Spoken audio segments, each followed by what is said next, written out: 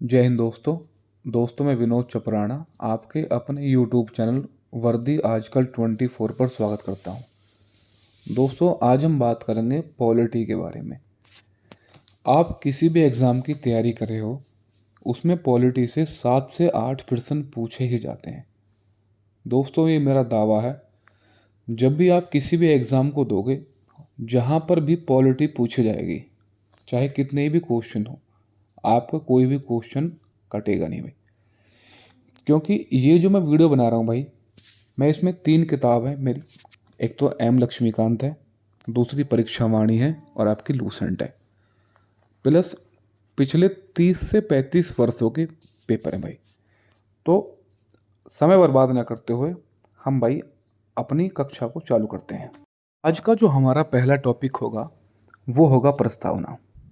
प्रस्तावना बोल दो, उद्देशिका बोल दो या अंग्रेजी में बोल दो प्रियम्बल। सबसे पहला प्रश्न ये उठता है कि आखिर प्रस्तावना कहते किसे हैं।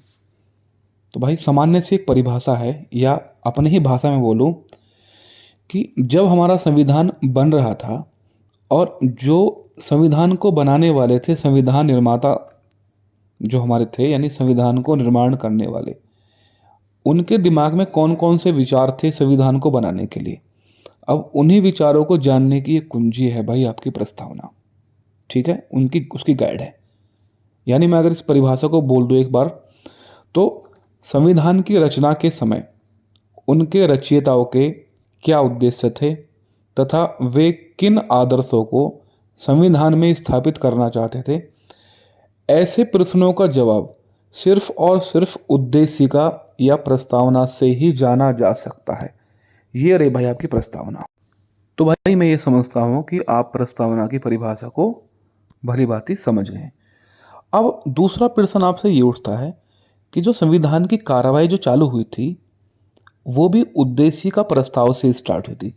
यानी एक प्रस्ताव रखा गया था जिसका नाम था उद्देश्य प्रस्ताव। उद्देश्य प्रस्ताव। अब ये उद्देश्य प्रस्ताव जो है 13 दिसंबर 1946 को 13 दिसंबर 1946 को पंडित जवाहरलाल नेहरू ने संविधान सभा में रखा गया था। लेकिन यह एक्सेप्ट कब किया गया? 22 जनवरी 1947 को। और यही प्रस्ताव आगे जाके हमारे संविधान की कुंजी कहलाया, अर्थात हमारे संविधान की प्रस्तावना कहलाया। तो यहाँ से भी पॉइंट पूछे जाते हैं। ये सभी चीज़ें आपको पीछे लिखी मिल जाएंगी भाई। अब पहले हम उन पॉइंटों को स्टार्ट करते हैं जहाँ से क्वेश्चन बहुत ही ज़्यादा पूछे जाते हैं भाई। सबसे पहले हम शुरुआत करेंगे प्रस्तावना के स्रोत से भाई, कि प्रस्तावना में कौन कौन से स्रोत कहाँ से लिए गए हैं। जैसा कि आपको पता है कि हमारे संविधान में बहुत सारी चीज़ें विदेशों से ली गई हैं। अब इस प्रस्तावना में भी हमने बहुत सी चीज़ें जो ना अलग अलग देशों से ली गई हैं। तो अब देखेंगे कौन सी चीज़ कहाँ से ली गई हैं, और आपके पेपर में यहाँ से बहुत अच्छे प्रश्न पूछता है भाई। सबसे पहला है भाई अमेरिका से। अमेरिका से क्या लिया गया? अभी बहरहाल हम जो पढ़ रहे हैं वो पढ़ रहे हैं भाई प्रस्तावना। अब जो प्रस्तावना का जो विचार ही है, हमारे संविधान में जो प्रस्तावना का विचार है वो कहाँ से लिया गया है भाई? वो लिया गया भाई अमेरिका से। ठीक है, और अमेरिका ही ऐसा पहला देश था जिसने प्रस्तावना को एक्सेप्ट किया था। यानी हमारे देश में तो प्रस्तावना बहुत लेट आई है, सबसे पहले प्रस्तावना कहाँ आई है? अमेरिका में।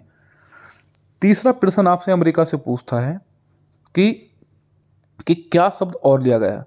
जो हम प्रस्तावना पढ़ते हैं ना कि हम भारत के लोग, ये जो शब्द है हम भारत के लोग, ये शब्द भी अमेरिका से ही लिया गया भाई। तो भाई आपको 3 चीज़ अमेरिका से जाननी है।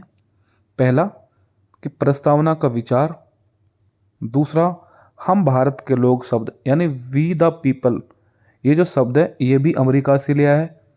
तीसरा जो है भाई, जिस प्रस्तावना को हम पढ़ रहे हैं ये सबसे पहले कौन से देश ने एक्सेप्ट की थी?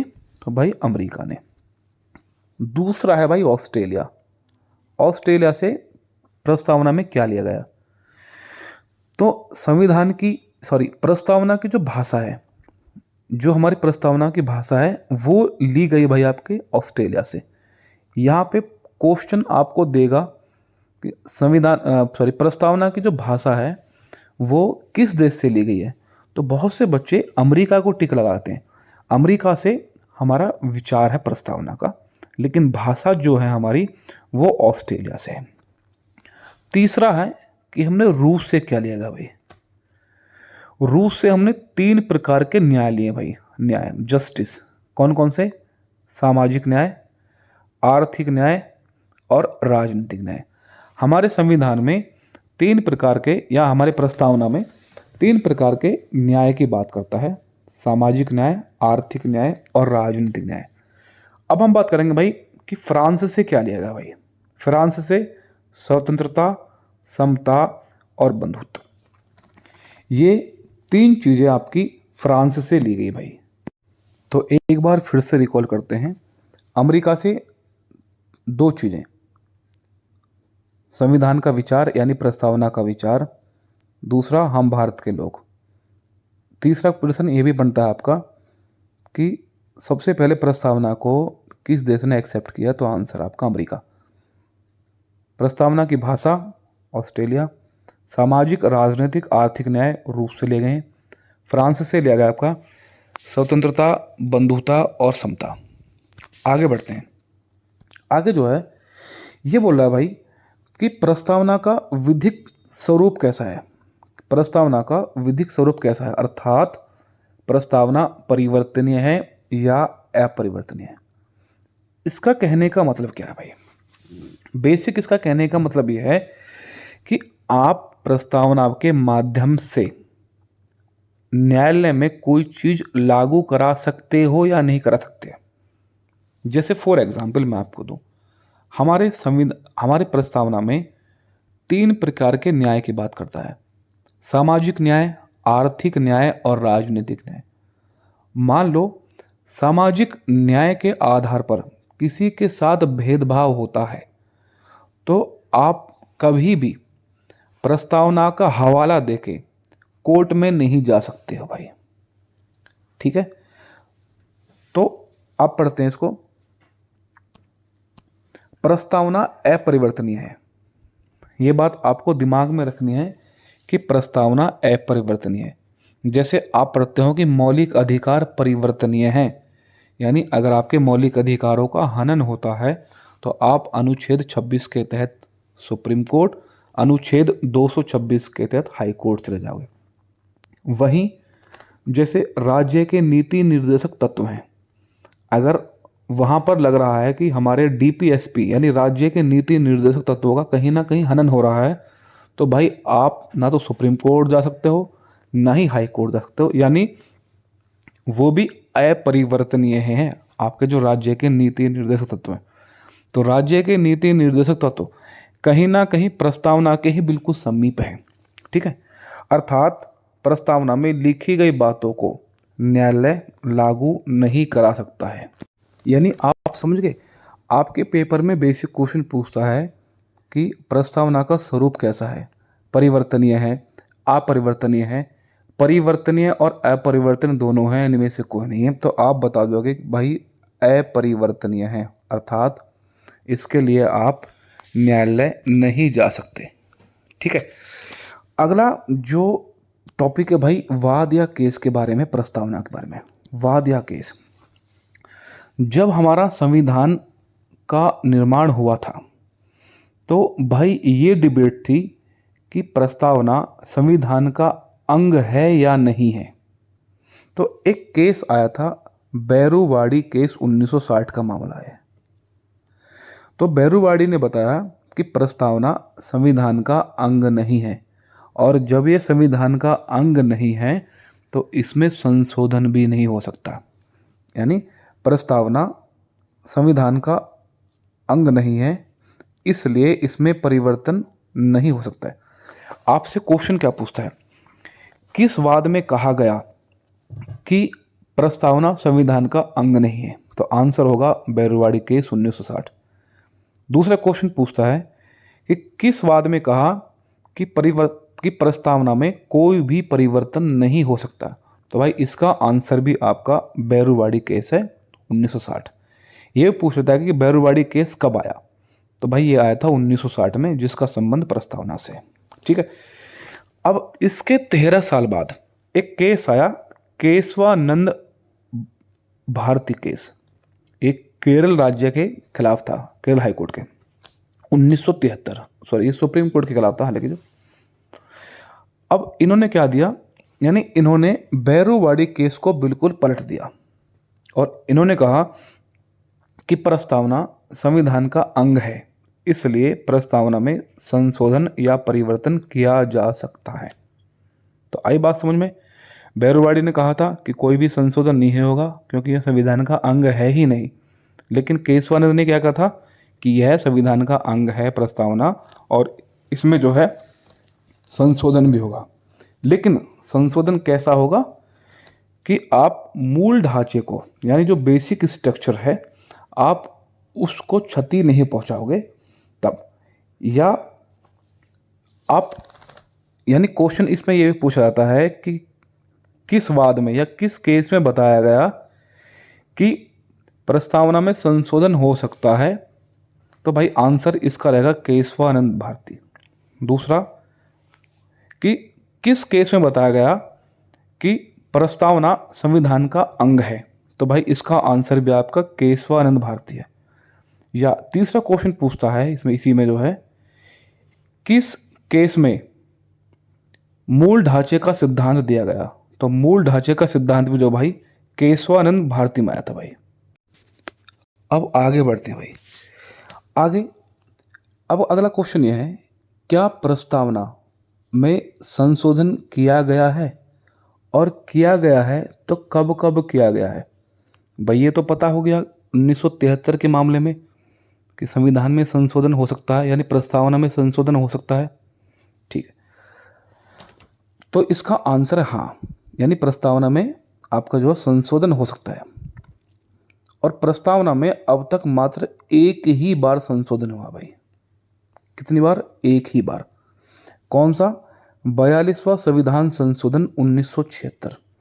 और इस 42वें संविधान संशोधन के तहत इसमें 3 शब्द जोड़े गए थे। वो शब्द कौन कौन से भाई? ये बहुत बार पूछा गया पेपर क्वेश्चन है। पहला है समाजवाद, दूसरा है पंथनिरपेक्ष, तीसरा है अखंडता। तो ये कब जोड़े गए भाई? 42वां संविधान संशोधन 1976। आपको एक ट्रिक याद रखनी है, से पे आ सपा, यानी 3 शब्द है, से फॉर समाजवाद, पे फॉर पंथनिरपेक्ष, ए फॉर अखंडता। ठीक है, ये कब जोड़े गए भाई? ये जोड़े गए हैं 1976 में 42वें संविधान संशोधन के तहत। अब आपसे एक क्वेश्चन बड़ा ही टेक्निक पूछता है। जब हमारी प्रस्तावना को, यानी जब हमारे संविधान को अंगीकृत किया गया था, यानी 26 नवंबर 1949 को, तो जाहिर सी बात है कि ये 3 शब्द उस समय हमारे संविधान में होंगे नहीं। तो एग्जामिनर पूछता है कि जब हमारे संविधान को अपनाया था या अंगीकृत किया था या आत्मार्पित किया गया था, तो इसमें कौन कौन से शब्द नहीं थे। तो इन्हीं तीनों शब्द में से एक शब्द को उठा लेगा एग्जामिनर और इसमें आपका डाल देगा। अगर आपका बेसिक कंसेप्ट बिल्कुल क्लियर है तो आप क्वेश्चन को भाई करके ले जाओगे। तो कितने शब्द जोड़े गए भाई? 3 शब्द, समाजवाद, पंथनिरपेक्ष और अखंडता। अब तक कितनी बार संशोधन हुआ है भाई? तो एक बार। कितने शब्द जोड़े हैं? 3 शब्द। आगे बढ़ते हैं। अब देखते हैं कि संविधान की प्रकृति कैसी है, यानी हमारी प्रस्तावना की प्रकृति कैसी है। दूसरा, संविधान की शक्ति का स्रोत क्या है, सोर्स क्या है हमारे संविधान को जो शक्ति मिल रही है। तो इसका आंसर है, जो हमारे संविधान को शक्ति मिल रही है वो हम लोगों से ही मिल रही है, यानी हम लोग ही शक्ति का केंद्र है। तो आंसर है हम भारत के लोग, या भारत की जनता ही जो है ना, वो शक्ति का स्रोत है। जब आप प्रस्तावना को शुरुआत करोगे तो पहले लिखा गया है कि हम भारत के लोग। तो हम भारत के लोग क्या हैं? ये सिर्फ और सिर्फ संविधान की शक्ति है। और ये कहाँ से ले गया हम भारत के लोग? तो अमेरिका के संविधान से। दूसरा, संविधान की प्रकृति कैसी है? अभी RO ARO में ये क्वेश्चन पूछा गया था, तो कैसी है? संपूर्ण प्रभुत्व संपन्न। अभी इनकी चर्चा करेंगे आगे। समाजवाद, पंथ निरपेक्ष, लोकतंत्रात्मक और गणराज्य, यानी ऐसी हमारे संविधान की प्रकृति है, यानी ऐसा हमारा नेचर है संविधान का। ये कभी कभी सीक्वेंस में भी लगाने को आया था भाई, तो ये बिल्कुल सीक्वेंस से ही लगाया हुआ है, तो आप इसको भरपूर तरीके से याद कर लीजिए। अभी जो RO ARO का जो एग्ज़ाम हुआ था उसमें यही सीक्वेंस आपसे पूछा गया भाई। आगे बढ़ते हैं भाई, आगे बढ़ते हैं भाई। अब देखते हैं प्रस्तावना में संविधान का उद्देश्य। भाई यहाँ से अब क्वेश्चन ट्रेंड में है जहाँ से पूछे जा रहे हैं। यानी सबसे पहले क्या पूछ रहा है क्वेश्चन कि हमारी प्रस्तावना में कितने प्रकार के न्याय हैं, कितनी प्रकार की स्वतंत्रता है, कितनी प्रकार की समता है और कितने प्रकार की बंधुत्व की बात की है। तो न्याय हमारे संविधान में जो है, हमारी प्रस्तावना में, वो 3 प्रकार के न्याय भाई, ये क्वेश्चन पूछा गया है। कौन कौन से? सामाजिक, आर्थिक और राजनीतिक न्याय, ये 3 न्याय है। स्वतंत्रता कितनी प्रकार की है? 5 प्रकार की। विचार की स्वतंत्रता, अभिव्यक्ति की, विश्वास की, धर्म की, उपासना की। समता कितने प्रकार की है? 2 प्रकार की, प्रतिष्ठा की समता और अवसर की समता। बंधुत्व कितने प्रकार का है? तो 1 ही प्रकार का, यानी जो देश की एकता एवं अखंडता के लिए जरूरी है। अब या तो क्वेश्चन यही पूछ लेगा कि प्रस्तावना में कितने प्रकार के न्याय हैं, तो न्याय 3 प्रकार के हैं, स्वतंत्रता 5 प्रकार की है, समता 2 प्रकार की है, बंधुत्व 1 प्रकार का। यह बोल देगा कि प्रस्तावना में किस प्रकार के न्याय की बात नहीं की गई है, तो आपसे 3 न्याय दे देगा और इधर से 1 स्वतंत्रता को उठा लेगा। या बोलेगा कि किस प्रकार की स्वतंत्रता हमारे संविधान में नहीं है या प्रस्तावना नहीं है, तो 3 यहाँ से उठा लेगा, 1 आपका न्याय में डाल देगा। तो आपको बिल्कुल रेडी रहना है भाई क्वेश्चन को टैकल करने के लिए। आगे बढ़ते हैं। अब प्रस्तावना में जो ना शब्दावली से लेके भी क्वेश्चन पूछे गए हैं और पूछे जाते रहे। सबसे पहला शब्द है संपूर्ण प्रभुत्व संपन्न, ठीक है, यानी जिसे बाद में संप्रभुता कहते हैं या अंग्रेजी में बोलते हैं सॉवरेनिटी। इसका अर्थ क्या है कि भाई भारत, आपको पता है, एक संप्रभु देश है। अभी संप्रभु देश के क्या लक्षण होते हैं आपको बताऊंगा। तो इसकी क्या परिभाषा संप्रभुता की, कि भारत जो है ना अपने आंतरिक और बाह्य, ये बहुत इंपॉर्टेंट क्वेश्चन है ये दोनों, कि भारत अपने आंतरिक और बाहरी निर्णय लेने में सक्षम है। दूसरा, भारत के निर्णय, चाहे वो बाहर का निर्णय है चाहे आंतरिक है, पर किसी देश का हस्तक्षेप नहीं होगा। जैसे फॉर एग्जांपल, भाई आंतरिक निर्णय में भारत को अपने अंदर, देश के अंदर कौन सा शासन चलाना है, कैसा करना है, किसी भी तरीके से हम खुद रेगुलेट कर लेंगे। बाहर किस देश के साथ संधि करनी है, किस देश के साथ समझौता करना है, ये भी हमारा निर्णय है। तो संप्रभुता में क्या ना, ये 2 शब्द आपको बहुत दिमाग में रखने हैं, आंतरिक और बाह्य, ठीक है, यानी आंतरिक और बाह्य। जैसे एक घर का एग्जाम्पल आपको दूं, जैसे आज मान लो आपके घर में आलू बनेंगे, तो ये आपकी फ्रीडम है ना, ये तो कहोगे नहीं कि पड़ोसी ने बोला है कि हम आलू बनाएंगे। आप अपने घर में क्या बनाओगे, क्या खाओगे, वो आपका निर्णय है। आप बाहर से जाके क्या लेके आओगे, क्या बनाओगे, वो भी आपका निर्णय है, यानी आपकी भी एक संप्रभुता है। आई बात समझो, संप्रभुता। अगला शब्द भाई आपका समाजवाद, यानी सोशलिज्म। इसका अर्थ क्या है? समाज में रहने वाले जो गरीब लोग हैं, दिव्यांग हैं, महिलाएं हैं, जनजाति हैं और जितने भी हमारे नीचे तबके के लोग हैं, इन सभी का विकास होना चाहिए, तभी हमारे देश में समाजवाद की जो परिभाषा है वो फुलफिल होगी। दूसरा क्या कहेंगे समाजवाद में? आर्थिक असमानता में कमी आनी चाहिए, ठीक है। आज देखोगे कि गरीब और अमीर की खाई बढ़ती ही जा रही है। तीसरा, गरीब लोगों का भी कल्याण हो, भाई जितने भी गरीब लोग हैं उनका भी कल्याण होना चाहिए, तो हम बोलेंगे कि हमारे प्रस्तावना में जो समाजवाद शब्द लिखा है उसकी कहीं ना कहीं प्रकाष्ठा हो रही है। अब हमारा समाजवाद कैसा है? तो हमारा समाजवाद जो है ना वो गांधी जी और नेहरू जी की विचारधाराओं पर बेस है। ठीक है, यानी इन दोनों की विचारधाराओं को प्रभावित करते हुए समाजवाद हमने अपनाया है। ठीक है, हमारे देश में किस प्रकार का समाजवाद है? तो लोकतांत्रिक समाजवाद, यानी जनता का शासन है। जैसे अब्राहम लिंकन का कथन है, जनता का, जनता के हित में जनता का शासन, यानी जहां अंतिम शक्ति जनता में होगी। ठीक है, और ये गांधी और नेहरू की विचारधारा से हमारा समाजवाद प्रभावित है। तो ये एक केस आया था 1982 में, डीसी नगारा केस, इसमें बताया गया था। ठीक है, और हमारे देश में किस प्रकार का लोकतंत्र है पूछा जाए कभी पेपर में, तो भाई अप्रत्यक्ष लोकतंत्र है। अप्रत्यक्ष क्यों है मैं आपको बता दूं,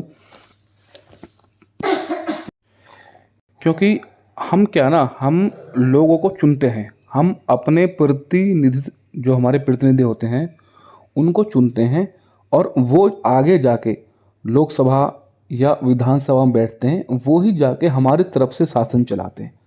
अगर आपके पेपर में एक बार पेपर में क्वेश्चन पूछा गया था कि हमारे देश में किस प्रकार का लोकतंत्र है, प्रत्यक्ष, अप्रत्यक्ष या इन प्रकार के ऑप्शन दिए थे, तो आंसर है भाई अप्रत्यक्ष लोकतंत्र हमारे देश में है।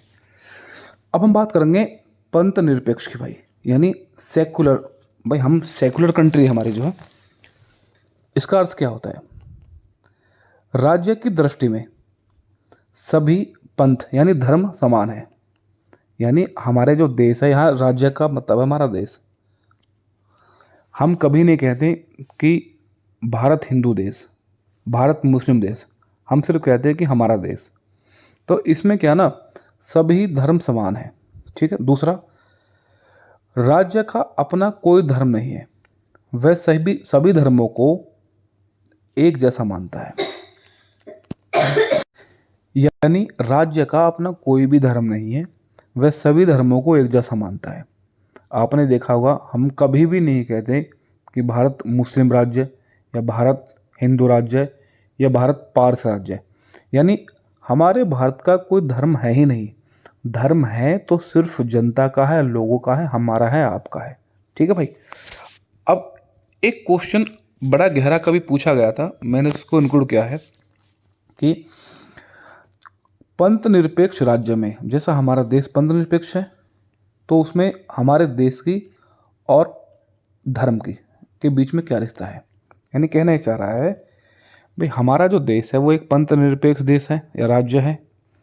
अब उसमें क्या ना, हमारे देश और हमारे देश में जो धर्म चल रहा है उसके बीच में कैसा रिश्ता है। तो ये कह रहा है कि जो राज्य है ना, जो हमारा देश है, ना तो धर्म का विरोध करता है, ना ही उसका सहयोग करता है, ना तो उसके अपोज में है ना उसके सपोर्ट में है, बल्कि उसके साथ तटस्थता यानी न्यूट्रल का संबंध बनाए रखता है। आपको बता दूं, हमारे देश में जो धर्म है, ना तो हमारे देश का कोई धर्म है, दूसरा धर्म है तो लोगों का है, लेकिन उसके बावजूद भी राज्य या देश ना तो धर्म का विरोध करेगा ना ही उसका सपोर्ट करेगा, बल्कि ऐसे का ऐसे खड़ा रहेगा, बिल्कुल तटस्थ। ठीक है, लेकिन सभी धर्मों को ध्यान में रखते हुए राज्य कुछ धार्मिक कार्य भी कर सकता है। अगर जो कुछ अच्छे कार्य राज्य को लगते हैं तो राज्य उनमें अच्छे कार्य कर सकता है। जैसे मुस्लिमों के लिए, हम जब मुस्लिम हज के लिए जाते हैं तो हज के लिए सब्सिडी देते हैं, जो कि एक बहुत अच्छा कार्य है। जैसे हिंदू जो है वो अमरनाथ की यात्रा करते हैं, कैलाश यात्रा करते हैं, तो हिंदुओं के लिए भी कुछ विशेष छूट दी जाती है। ठीक है, ये राज्य का अच्छा काम है। राज्य बुरा काम भी कर सकता है धर्म के मामले में। जैसे आपको पता है कि आर्टिकल 25 से लेकर आर्टिकल 28 तक आपको धार्मिक स्वतंत्रता है, लेकिन धर्म में किसी भी प्रकार की कोई कुरीति पाई जाती है तो राज्य उसको ख़त्म कर सकता है। ठीक है, अगर कोई भी कुरीति धर्म में पाई जाती है तो आर्टिकल 25 के खंड 2 आर्टिकल 25 के खंड 2 के तहत राज्य उसको जो है खत्म भी कर सकता है। अगला शब्द है आपका गणराज्य यानी रिपब्लिक। गणराज्य किसे कहते हैं? देखो, अगर आपको शब्द की मीनिंग क्लियर नहीं है तो भाई आपका बार बार क्वेश्चन गलत होगा। ठीक है, गणराज्य का अर्थ क्या है? ऐसा देश जिसका राष्ट्रीय अध्यक्ष वंशानुगत रूप से नहीं बल्कि प्रत्यक्ष या अप्रत्यक्ष रूप से निर्वाचित होगा। यानी हमारा देश एक गणराज्य देश है। तो हमारे देश में ऐसी कोई प्रथा नहीं है कि आज जो हमारी राष्ट्रपति हैं द्रौपदी मुर्मू, कल इन्हीं के घर से या इन्हीं के परिवार से कोई राष्ट्रपति बने, या जो आज हमारे प्रधानमंत्री हैं माननीय नरेंद्र मोदी जी, कल इन्हीं के घर से या परिवार से कोई प्रधानमंत्री बने। ऐसा कोई भी सिस्टम नहीं है। जैसा इंग्लैंड में आपने देखा होगा कि राजा का बेटा राजा बनता है। ठीक है। दूसरा है नागरिक सभी पदों पर आसीन होने की योग्यता रखते हैं। तो ये 2 लक्षण हैं आपके गणराज्य देश होने का। ठीक है, अब हम बात करते हैं राज्य की क्या परिभाषा। भाई राज्य किसे कहते हैं, समाज किसे कहते हैं? दोनों अलग अलग विचारधाराएं, राज्य और समाज। थोड़ा सा आप टेक्निकल समझेंगे भाई कि राज्य क्या होता है।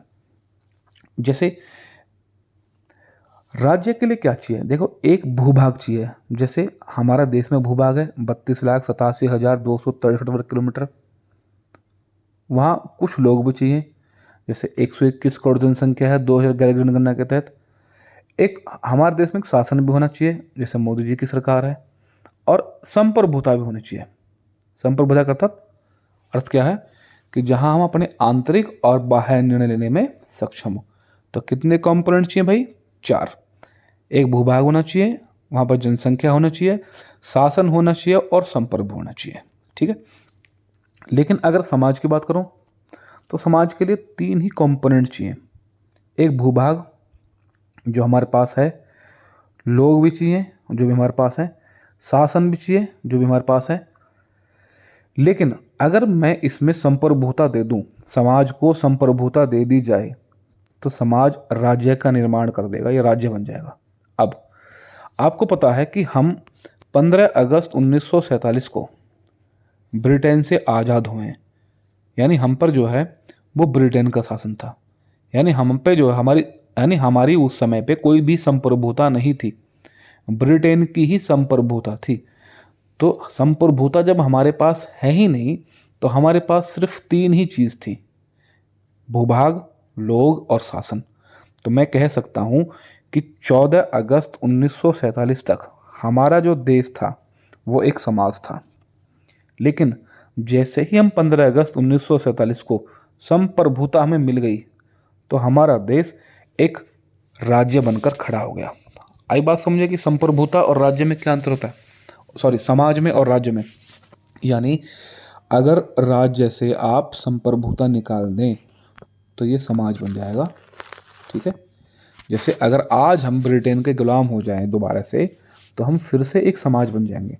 अगर 100 साल बाद ब्रिटेन से रिहा हो जाए, यानी उसकी संप्रभुता खत्म हो जाए, तो हम राज्य बन जाएंगे। यानी समाज में अगर संप्रभुता जोड़ दूं तो भाई आप राज्य बन जाएगा। ठीक है, आगे चलते हैं भाई। अब देखते हैं भाई प्रस्तावना से संबंधित कुछ कथन कहे गए। भाई यहाँ से भी प्रश्न आपके में पेपर में भाई पूछा जाता है बहुत ज़्यादा। कौन कौन से कथन? पहला कथन है N.A. पालकीवाला। इसने भाई क्या बोला है? इसने बताया था कि प्रस्तावना संविधान का परिचय पत्र है। यानी इसने बता दिया कि ये एक इंट्रोडक्शन लेटर है।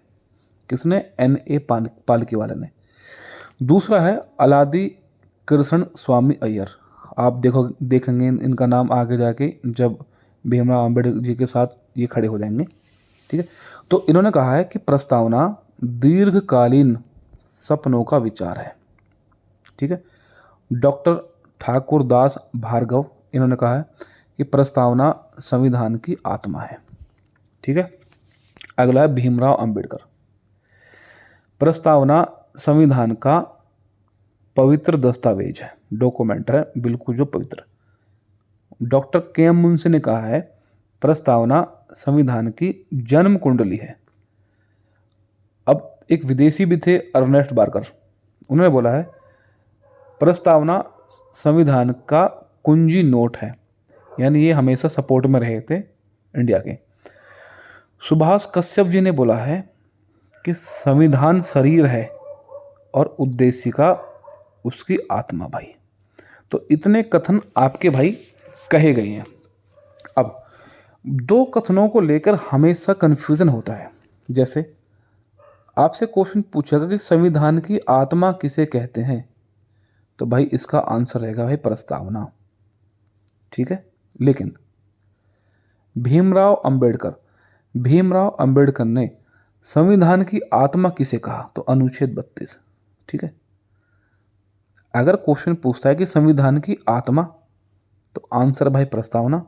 अगर भीमराव अंबेडकर शब्द पहले लगा दे तो आपका आंसर हो जाएगा भाई अनुच्छेद 32। आगे बढ़ते हैं भाई। अब हम बात करते हैं, यानी भाई जो आप प्रस्तावना अभी पढ़ रहे हो, क्या ऐसे शब्द कहीं और भी लिखे गए हैं जो हमारे प्रस्तावना में लिखे गए हैं? तो हाँ भाई, तो 3 जगह आपको देखने को मिलेंगे। राज्य के नीति निर्देशक तत्व में कुछ शब्द लिखे गए हैं जो प्रस्तावना में है, मौलिक अधिकारों में कुछ शब्द लिखे गए हैं जो प्रस्तावना में है, और मूल कर्तव्यों में या मौलिक कर्तव्य। तो डीपीएसपी यानी राज्य के नीति निर्देश तत्व में क्या क्या लिखे गए भाई? सामाजिक, आर्थिक और राजनीतिक न्याय, जो आपने पढ़ा था अभी पीछे, 3 शब्द जो लिए गए थे रूस से, ये अनुच्छेद 38 में दिया गया है। कहाँ पर? डीपीएसपी में, राज्य के नीति निर्देश तत्व में। दूसरा, मौलिक अधिकारों में क्या देखने को मिलेगा आपको? जैसे आप देखेंगे आर्टिकल 19 में 6 प्रकार की हमारी स्वतंत्रता की बात करी गई है, ठीक है। लेकिन प्रस्तावना में आपने देखा होगा 5 प्रकार की स्वतंत्रता है, और वो स्वतंत्रता कहाँ से ली गई है आप कमेंट में बताओगे भाई। दूसरा, मौलिक कर्तव्य में क्या है? जैसे देश की एकता एवं अखंडता को सुनिश्चित करने वाली बंधुता, आपने बंधुत्व के बारे में पढ़ा होगा अभी पीछे। आपको बताना है कि बंधुत्व कितने प्रकार का है और कौन से देश से लिया गया है, ठीक भाई। आगे बढ़ते हैं भाई। अभी थोड़ी देर पहले हमने पढ़ा था कि संविधान में संशोधन हो सकता है। केशवानंद भारती केस में 1973 में 3 शब्द जोड़े भी गए थे, समाजवाद, पंथनिरपेक्ष अखंडता, 42वें संविधान संशोधन के तहत।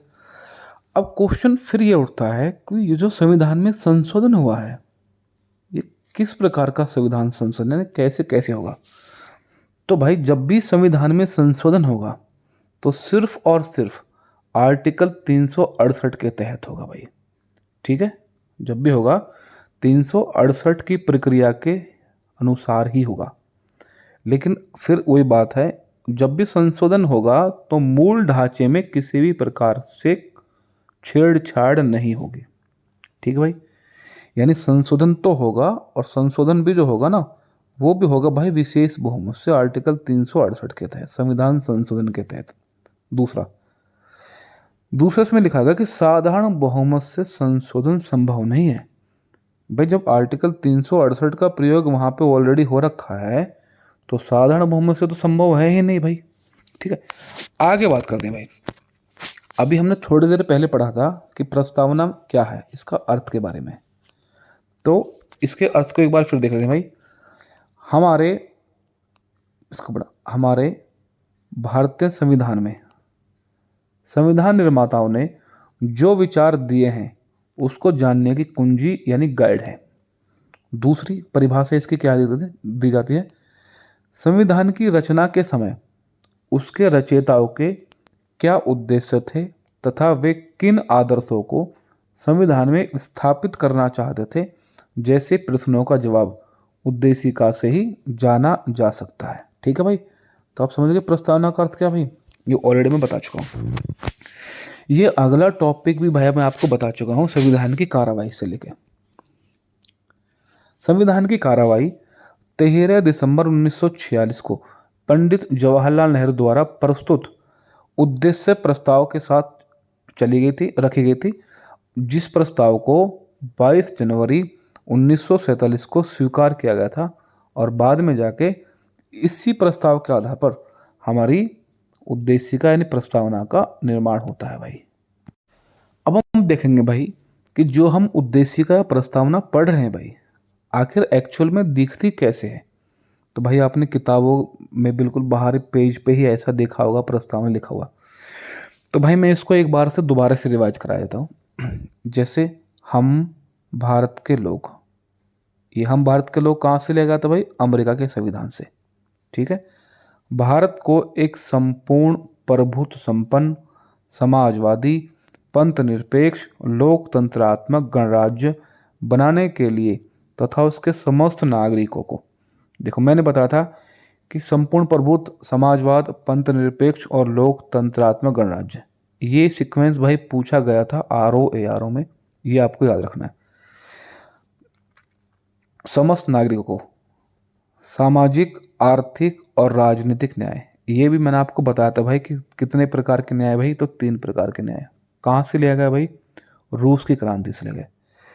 विचार, अभिव्यक्ति, विश्वास, धर्म और उपासना की स्वतंत्रता, तो कितने प्रकार की स्वतंत्रता भाई, 5 प्रकार की स्वतंत्रता है। ये स्वतंत्रता कहाँ से ली गई भाई, फ्रांस से। दूसरा, प्रतिष्ठा और अवसर की समता, तो कितने भाई, 2 प्रकार के। तथा उन सब में व्यक्ति की गरिमा और राष्ट्र की एकता और अखंडता सुनिश्चित करने वाले बंधुता को बढ़ाने के लिए।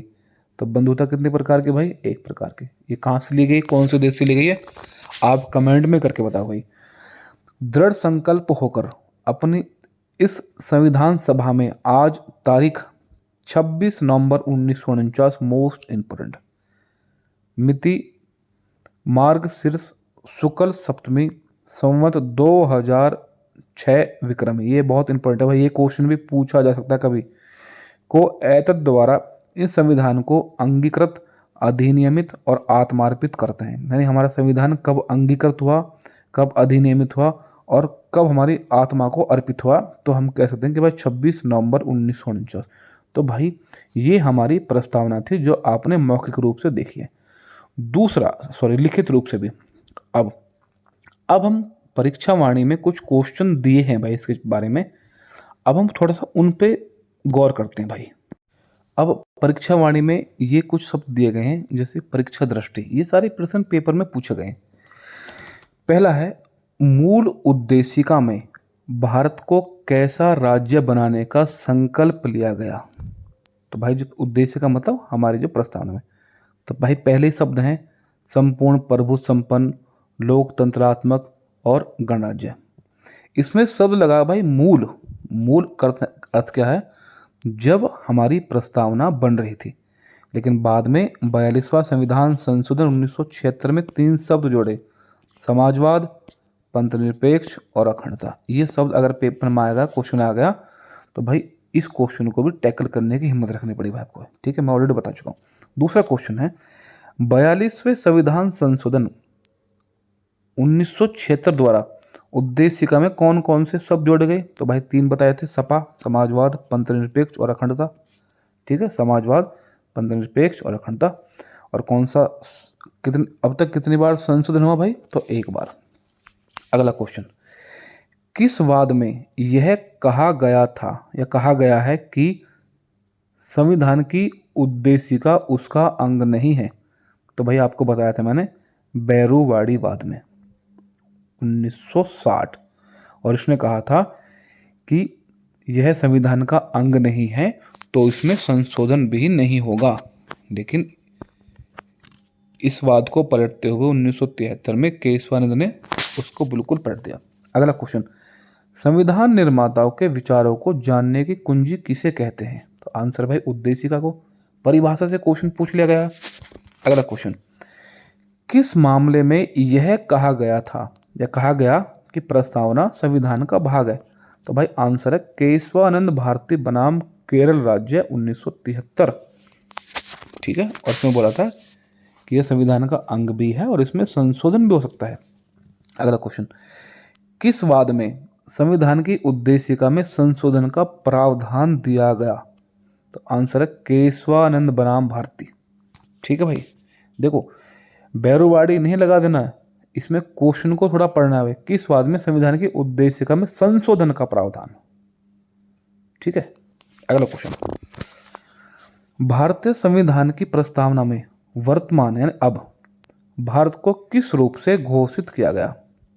तो यही क्वेश्चन ROARO में लगाने को दिया था। संपूर्ण प्रभुत्व संपन्न, समाजवाद, पंथनिरपेक्ष, लोकतंत्रात्मक और गणराज्य। लेकिन मूल संविधान में पूछता है तो आपको पता है कि पंथनिरपेक्ष वहां पे था नहीं, ना वहां पे समाजवाद था, ना वहां पे अखंडता था। भाई आगे बढ़ते हैं भाई, देखिए इन्हें भी जानिए। ये जो शब्द लिखे हुए ना भाई, ये जो किताब में शब्द लिखे गए हैं परीक्षावाणी में, ये बहुत इंपॉर्टेंट है। मैं पढ़ता हूँ, 42वें संविधान संशोधन अधिनियम 1976 द्वारा उद्देशिका में शामिल किए गए शब्दों यानी समाजवादी, पंथनिरपेक्ष और अखंडता को इस आधार पर न्यायालय में चुनौती दी जा सकती है कि वह उद्देशिका में निहित किसी आधारभूत ढांचे यानी बेसिक स्ट्रक्चर को नष्ट करता है, जब तक कि केशवानंद भारती बनाम केरल राज्य का निर्णय उच्चतम न्यायालय द्वारा पलट नहीं दिया जाता है। यानी ये क्या कह रहा है क्वेश्चन, ये कह रहा है कि जब केशवानंद भारती का केस नहीं आया था उससे पहले, अगर भाई 1900 केशवानंद का मामला आया था 1973 में, और 3 शब्द ये जोड़ दिए गए थे 1976 में। ठीक है, ये कह रहा है कि अगर केशवानंद का केस नहीं हुआ होता तो हम जाके न्यायालय में इसको चुनौती दे देते। बिल्कुल सही कह रहा है। अगला क्वेश्चन है, व्यक्ति की गरिमा और राष्ट्र की एकता एवं अखंडता सुनिश्चित करना भारतीय संविधान की प्रस्तावना के अंतर्गत एक संकल्प है। ये आप पढ़ चुके हो, और यह क्वेश्चन यूपीपीसी 2003, 2007, लोअर में 2004 में पूछा गया। तो भाई आगे बढ़ते हैं भाई, आगे बढ़ते हैं परीक्षा दृष्टि फिर इंपॉर्टेंट भाई। उद्देशिका में निहित आधारभूत ढांचा जो बेसिक स्ट्रक्चर है कि अवधारणा का निर्धारण किस वाद में किया गया था। मैंने आपको बताया था भाई, केशवानंद भारती बनाम केरल राज्य 1973, यानी बेसिक स्ट्रक्चर का मामला इसी में आया था। अगला क्वेश्चन है, उद्देशिका के अनुसार भारत के शासन की सर्वोच्च सत्ता किस में निहित है। तो आपको पता है कि हम भारत के लोग अर्थात भारत की जनता में ही सर्वोच्च सत्ता है, और हम भारत के लोग शब्द कहाँ से लिया गया भाई, अमेरिका के संविधान से। अगला क्वेश्चन, संपूर्ण प्रभुत्व संपन्न शब्द का क्या अर्थ है। यानी इसका अर्थ है कि भारत अपने आंतरिक एवं बाहर, देखो अंदर के निर्णय भी और बाहर के निर्णय सभी मामलों में पूर्णतः स्वतंत्र है। ये क्वेश्चन भाई 2-3 बार पूछा गया है, तो आंसर कभी क्वेश्चन देता कि आप ये देगा कि प्रभुत्व संपन्न का अर्थ क्या है, कि आंतरिक निर्णय लेने में सक्षम हो, बाह्य निर्णय लेने में सक्षम हो, या दोनों निर्णय यानी आंतरिक और बाह्य लेने में सक्षम। तो आंसर क्या लगाओगे, आंतरिक और बाह्य। अगला आगे बढ़ते हैं भाई, भारत के संदर्भ में धर्मनिरपेक्षता का सही भाव क्या है। तो इसका अर्थ है कि भारत में राज्य का अपना कोई धर्म नहीं है। ये बात मैं आपको बता चुका हूं भाई। अगला क्वेश्चन, भारतीय संविधान का कौन सा भाग संविधान की आत्मा है। तो भाई इसका आंसर है संविधान की प्रस्तावना। भाई मैंने आपको बताया था कि संविधान की आत्मा किसे कहते हैं भाई, प्रस्तावना को। लेकिन भीमराव अंबेडकर ने संविधान की आत्मा अनुच्छेद 32 को कहा भाई। अगला क्वेश्चन लेते हैं भाई, भारतीय संविधान की प्रस्तावना में वर्णित उद्देश्य एवं आदर्शों की व्याख्या संविधान में कहाँ की गई है। तो भाई मूल अधिकारों में इसकी व्याख्या की गई है, राज्य के नीति निर्देशक तत्व में इसकी व्याख्या की गई है, और मूल कर्तव्यों में इसकी व्याख्या की गई है, जो कि विस्तार से मैं आपको भाई बता चुका हूँ पहले ही। अगला, किस वाद में सर्वोच्च न्यायालय ने यह निर्णय दिया था कि अनुच्छेद 14, अनुच्छेद 16 और अनुच्छेद 39 का डी घ के अंतर्गत स्त्री तथा पुरुष दोनों को समान कार्य के लिए समान वेतन का अधिकार एवं एक संवैधानिक लक्ष्य है, अतः यह किसका मूल अधिकार है। तो भाई ये मामला था रणधीर सिंह बनाम भारत संघ का। ठीक है भाई, आगे बढ़ते हैं भाई। परीक्षा दृष्टि, विश्व का प्रथम पंथ निरपेक्ष राष्ट्र कौन सा है? तो भाई इसका आंसर है संयुक्त राज्य अमेरिका। बहुत ही ज़्यादा इंपॉर्टेंट क्वेश्चन है, अभी तक किसी भी परीक्षा में नहीं पूछा गया है। अगर पूछा गया तो भाई हमेशा कोई भी आदमी इसको भारत मार के आएगा, तो इसको भाई बिल्कुल बहुत अच्छे से नोट कर लीजिए कि पहला विश्व का पहला प्रथम देश है जो पंथ निरपेक्ष है, जिसका नाम है संयुक्त राज्य अमेरिका। अगला, किसका कथन है कि संविधान शरीर है तो प्रस्तावना उसकी आत्मा, प्रस्तावना आधारशिला है तो संविधान उस पर खड़ी अट्टालिका। तो भाई सुभाष कश्यप का है, ये भी मैं आपको बता चुका हूं। राज्य का सबसे महत्वपूर्ण तत्व क्या है? तो भाई इसका आंसर है संप्रभुता। राज्य के लिए मैंने आपको बताया था कि 4 चीजें चाहिए भाई, वो आप कमेंट में जाके बताओगे भाई। प्रस्तावना में समाजवादी एवं पंथ निरपेक्ष शब्द कब जोड़े गए? तो आंसर है भाई 42वां संविधान संशोधन 1976 द्वारा। एक शब्द और था, अखंडता। संविधान की उद्देशिका में अब तक कितनी बार संशोधन किया गया है? तो इसमें भाई सिर्फ एक बार, कब? 1976 में, वो भी 42वां संविधान संशोधन था। भारत कब एक संपूर्ण प्रभु संपन्न लोकतंत्रात्मक गणराज्य बना? तो इसका आंसर भाई 26 जनवरी 1950 को भाई। ठीक है। भारत एक गणतंत्र है, इसका क्या अर्थ है? गण माने लोग, कि भारत का राष्ट्राध्यक्ष वंशानुगत न होकर निर्वाचित होगा, चाहे निर्वाचित वो प्रत्यक्ष हो चाहे वो अप्रत्यक्ष हो। ये भाई सब चीज मैं आपको बता चुका हूं। अगला है, भारतीय संविधान कब अंगीकृत, अधिनियमित और आत्मार्पित किया गया था? तो आंसर है भाई 26 नवंबर 1949 ईस्वी को, जब मैं आपको प्रस्तावना पूरी बता रहा था भाई। भारतीय संविधान किसके द्वारा अंगीकृत किया गया? तो भारतीय जनता के द्वारा भाई। आपको पता है कि संविधान सभा के माध्यम से ही जो भारत की जनता थी। अगला क्वेश्चन है, संविधान की प्रस्तावना अपने नागरिकों को कौन कौन सा न्याय सुनिश्चित कराती है? तो मैंने आपको बताया था कि 3 प्रकार के न्याय, सामाजिक, आर्थिक और राजनीतिक न्याय। ये न्याय कौन से देश से लिए गए भाई, आप बताओगे कमेंट में। प्रस्तावना नागरिकों को कौन कौन सी स्वतंत्रता सुनिश्चित करती है? तो विचार, अभिव्यक्ति, विश्वास, धर्म एवं उपासना। कितने प्रकार की? 5 प्रकार की स्वतंत्रता। ये कहां से ली गई ये बताओगे। किस वाद में पंथ निरपेक्षता को संविधान का आधारभूत ढांचा घोषित किया गया था? भाई बहुत इंपॉर्टेंट क्वेश्चन है भाई, बिल्कुल टिक मार्क कर लेना। SR बॉम्बई बनाम भारत संघ के वाद में। ये भाई जितने भी वाद है ना, मैं आपको विद डिटेल बताऊंगा भाई, इसका क्या केस था, क्या कहानी थी। ठीक है। भारत में संप्रभु कौन है? तो भाई भारत में संप्रभु हैं हम भारत के लोग। तो भाई मैंने सारे कंसेप्ट और जो क्वेश्चन आपके पेपर में आए हैं भाई, उनका एक अलग तरीके से फॉर्मेशन किया था। भाई आपको वीडियो कैसी लगी कमेंट में बताओ भाई। और भाई आपका कोई भी सजेशन हो तो भाई प्लीज़ करके कमेंट में बताओ भाई। जय हिंद, जय भारत, थैंक यू भाई।